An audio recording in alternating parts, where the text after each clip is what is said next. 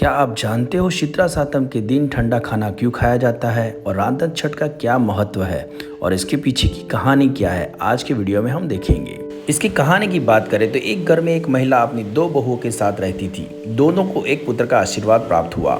सबसे छोटी बहू बहुत ही सरल, दयालु और मासूम थी। रांधन छठ की शाम सबसे छोटी बहू परिवार के लिए खाना बनाने लगी।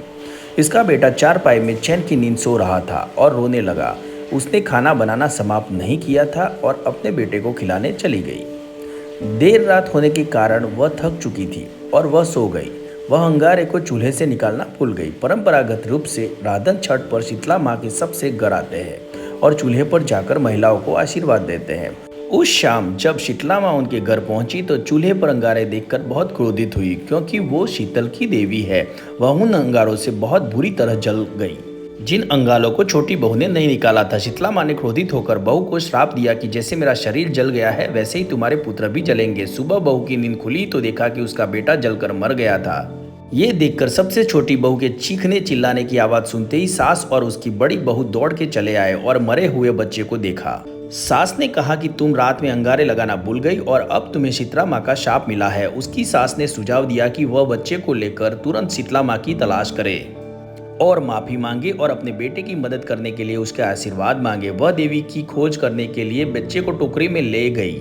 जब वो अपने मरे हुए बेटे को टोकरी में लेके जा रही थी तब उसे प्यास लगी। जब वह पानी पीने गई तो झील से आवाजें सुनाई देने लगी कि वह पानी न पिए, क्योंकि यह शापित था। कोई भी जानवर, पक्षी या व्यक्ति इस पानी को पिएगा वह मर जाएगा। इसे जहर दिया गया था। जब जीलो ने बहू से पूछा कि तुम कहाँ जा रही हो और क्यों रो रही हो, बहू ने जीलो से कहा कि वह शीतला माँ के पास माफी मांगने और बेटे को बचाने के लिए कहने जा रही है। तब जीलो ने बहू से मदद मांगी और कहा कि जब वे शीतला माँ से मिले तो जरूर पूछे कि उनकी झीलों का पानी जहरीला क्यों हो गया है। बहू आगे की ओर बढ़ गई। वहां उसने दो बहलों को देखा। उन्होंने गले में आटा पीसने वाला भारी पत्थर बंधा हुआ था और वे हर समय लड़ रहे थे। उन्होंने उससे पूछा कि तुम कहाँ जा रही हो। उसने उन्हें अपने बेटे को बचाने के लिए शीतला माँ की खोज करने निकली है और अपनी कहानी सुनाई। बेलों ने छोटी बहू से पूछा कि शीतला माँ से पूछना कि हम हर समय क्यों लड़ते रहते हैं। उन्होंने उससे कहा कि उन्होंने अपने पिछले जीवन में क्या कुछ गलत काम किए होंगे कि आज आटा पीसने वाले पत्थर दर्दनाक और बहुत भारी थे, और उन्होंने उसे शीतला माँ को उनकी समस्या का समाधान करने में मदद करने के लिए कहा। छोटी बहू आगे की ओर बढ़ती रही। उसे एक बूढ़ी औरत मिली जिनके कपड़े बहुत ही गंदे थे और एक पेड़ के नीचे बैठी हुई थी। उसके बाल बिखरे हुए थे और वह अपना सिर खुजला रही थी। महिला ने बहू से कहा कि आओ और उसके बालों में देखो। बहू ने अपने बच्चे के साथ टोकरी को फर्श पर रख दिया। महिला ने बहू से कहा कि वह वास्तव में उसे खुजली से परेशान है, जिसके कारण वह बेचैन महसूस कर रही है। बहू का दिल बड़ा था और वह सबका ख्याल रखने वाली थी। इसके लिए बूढ़ी औरत के सिर देखना शुरू कर दिया। उसने बहुत सारे जुए हटा दिए। जुए हटाने के बाद बूढ़ी महिला बहुत आभारी और राहत महसूस कर रही थी। उन्होंने बहू को आशीर्वाद दिया और उम्मीद दी कि उनकी इच्छाएं पूरी होंगी। अचानक बिजली चमकी और जिससे उसकी आंखों के सामने अंधेरा छा गया। फिर उससे देखा कि शीतला माँ अपनी गोद में जिंदा, हंसते हुए, मुस्कुराते हुए बच्चे को लिए खड़ी है। बहू ने शीतला माँ से अपनी गलती के लिए माफी मांगी और शीतला माँ ने उन्हें आशीर्वाद दिया। शीतला माँ ने हाथ उठाया और बहू को आशीर्वाद दिया और मुस्कुराते हुए बच्चे को वापस उनकी बाहों में दे दिया। उसके बाद छोटी बहू ने शीतला माँ को दोनों सरोवर के बारे में बताया।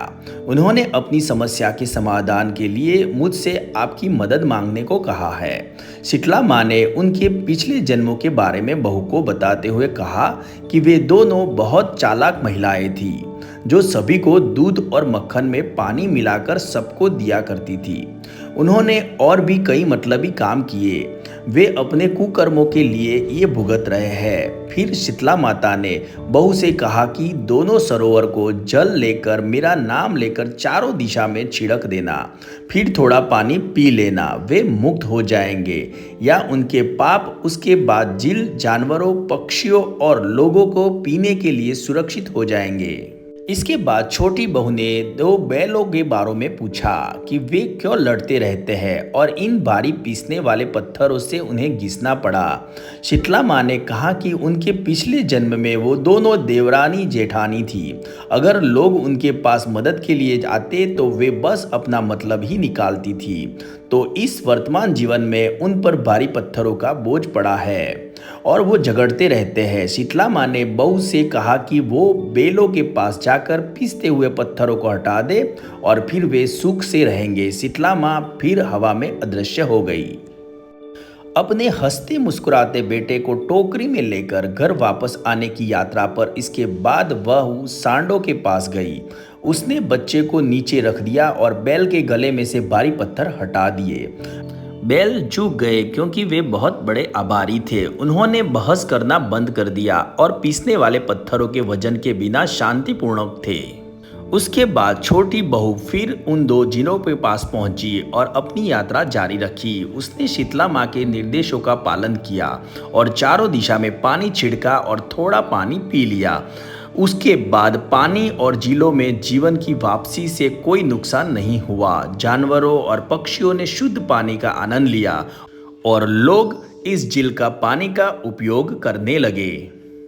इसके बाद छोटी बहू घर पहुंची। घर जाकर मुस्कुराते हुए हंसते हुए बच्चे को सास ससुर की गोद में डाल दिया। वे सब कितने खुश थे। बड़ी बहू बहुत ही ईर्ष्यालु हो गई और इसके छोटी बहू को मिल रही प्रशंसा और ध्यान उसे पसंद नहीं आया। इसके बाद बड़ी बहू भी शीतला माँ से मिलना चाहती थी और उनका आशीर्वाद प्राप्त करना चाहती थी। साथ ही साथ उसकी अपनी सासू से प्रशंसा और ध्यान भी प्राप्त करना चाहती थी। और इस सब के लिए वह रांधन छठ पर खाना बनाने लगी और जानबूझकर चूल्हे पर अंगारे जलाकर अपने बच्चे के साथ खेलने चली गई और फिर सो गई। जैसा कि 1 साल पहले शीतला माँ आई थी और जलते हुए अंगारे से चीड़ गई थी, उसने सबसे बड़ी बहू को श्राप दिया जिसके बेटे को जलाकर मार डाला गया था। अगले ही दिन सुबह बड़ी बहू चीख चीख कर उठी तो बेटे को मरा हुआ देखकर चौंक गई। उसकी सास ने उसे सलाह दी कि वह जाकर शीतला माँ को ढूंढे और उनका आशीर्वाद प्राप्त करे और क्षमा मांगे, क्योंकि उन्हें शीतला माँ ने चूल्हे पर जलते अंगारे छोड़ने के लिए श्राप दिया था। इसके बाद बड़ी बहू भी अपने बच्चे को टोकरी में डाल के निकल गई। यात्रा के दौरान सबसे बड़ी बहू अपने बच्चे को टोकरी में ले गई। वह 2 झीलों के पास गई। वह प्यासी थी। झीलों की आवाज ने महिला से कहा कि वह पानी न पिए क्योंकि यह जहर था और वह मर जाएगी। उन्होंने वह महिला से पूछा कि तुम रो क्यों रही हो और कहाँ जा रही हो। उसने बहुत अतिष्ठा से जवाब दिया कि वह एक श्राप को दूर करने के लिए शीतला माँ को देखने जा रही थी और उन्हें बताया कि यह उनका कोई काम नहीं है कि वह कहाँ जा रही है और क्या कर रही हूँ। उन्होंने शीतला माँ से जहर निकालने के लिए कहने के लिए उससे मदद मांगी। सबसे बड़ी बहू ने यह कहते हुए अनुरोध खारिज कर दिया कि मैं आपकी समस्याओं का हल करने नहीं जा रही हूँ, मैं अपने बच्चे को ठीक करने के लिए जा रही हूँ। बड़ी बहू बहुत ही कठोर थी और अपनी यात्रा जारी रखी। जाते जाते बड़ी बहू ने 2 सांडों को झगड़ते हुए देखा। भारी आटा पीसने के पत्थरों से बैल घिस गए थे। बड़ी बहू ने उनकी ओर देखा। उन्होंने उसे बुलाया और बैलों ने बड़ी बहू से पूछा कि वो रो क्यों रही है। सारी बात जानने के बाद उन्होंने उनकी मदद के लिए कहा। तब बड़ी बहू ने बेरहमी से जवाब दिया कि मेरे पास आपके मुद्दों को हल करने के लिए समय नहीं है और वो वहां से निकल गई और अपनी यात्रा जारी रखी। सबसे बड़ी बहू ने अपनी यात्रा जारी रखी और एक गंदी महिला को एक पेड़ के नीचे अपना सिर खुजलाते हुए देखा। महिला ने बड़ी बहू को बुलाकर उसके सिर की जांच के लिए मदद मांगी कि मेरे सिर में इतनी खुजली क्यों हो रही है। बड़ी बहू ने गुस्से में जवाब दिया कि तुम खुद देखो, मैं तुम्हारी तरह नहीं हूँ। फिर वह बच्चे को टोकरी में ले गई और शीतला माँ की खोज के लिए अपनी यात्रा जारी रखी। पूरी यात्रा के दौरान बड़ी बहू को शीतला माँ नहीं मिली और फिर घर लौट आई। उसका बेटा अभी भी टोकरी में मरा हुआ था। उन्होंने परिवार ने दाह संस्कार समारोह समाप्त किया। सबसे बड़ी बहू बहुत ही दुखी और अधूरी जिंदगी जीती थी, लेकिन सबसे छोटी बहू शीतला माँ के आशीर्वाद और अपने दयालु हृदय से एकदम फलदायी और सुखदायी जीवन जीती थी। ऐसा माना जाता है कि इस व्रत को करने से बच्चे को लंबी उम्र और समृद्धि की प्राप्ति होती है। माँ शीतला माँ आपके घर और जीवन में शांति और शीतलता बनाए रखते हैं। इसी वजह से शीतला सातम के दिन कोई भी अपना चूल्हा चौखट नहीं जलाता है और रांधन छठ के दिन बनाया हुआ खाना शीतला सातम के दिन खाते हैं।